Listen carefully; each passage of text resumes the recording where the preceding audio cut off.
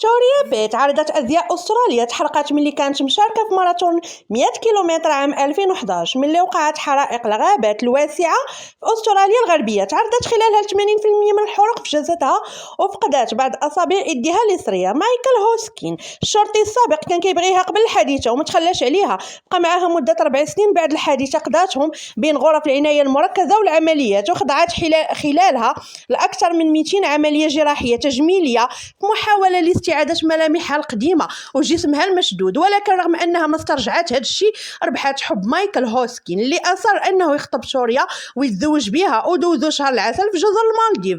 مايكل ما اهتمش بالمظهر الخارجي أبدا، بحيث توريا كتقول ديما أنها محظوظة لوجود إنسان بحاله في حياتها وأنها كتمنى تبقى معاه لآخر لحظة في حياتها.